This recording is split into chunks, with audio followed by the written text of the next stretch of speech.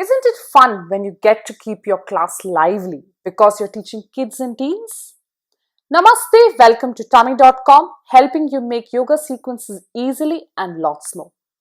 This is the second part of the video where we will cover prone poses starting with child's pose, which is the rest pose.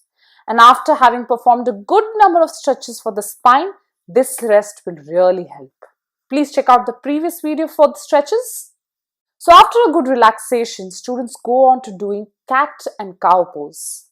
Here you get a chance to explain them how to do the pose. How does the pose help teens? In teen years, kids tend to eat a lot of snacks, have irregular eating timings, which affects their digestive system. And cat and cow breathing helps in getting that digestion on track. Also explain the traits of a cat and cow and relate it to the students. So cows are gentle and silent while cats are aloof and lost in their world. And quite strangely, even teenagers can be one of these traits every now and then. But rather than being extremes, they need to strike a balance between the two. So here you talk about the personalities of the teen. Then they do prasarita balasana, which is a transition pose. Give great weightage to focus on breath and the extension of the torso. If they find it tough to do this pose, they can do simple balasana.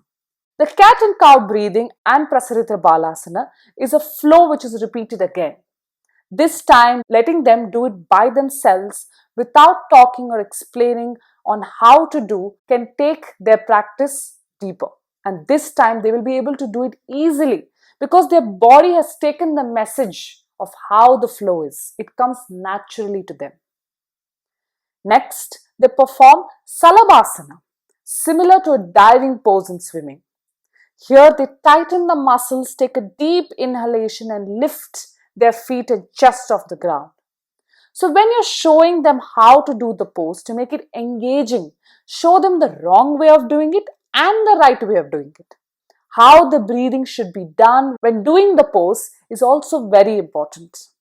When they do it, they will feel the difference and appreciate the tips that you have given them to make it easy for them. Then from this pose, they drop their feet down, lock their arms at the back to do the snake pose. Ask them, what difference can you identify between this pose and the previous one?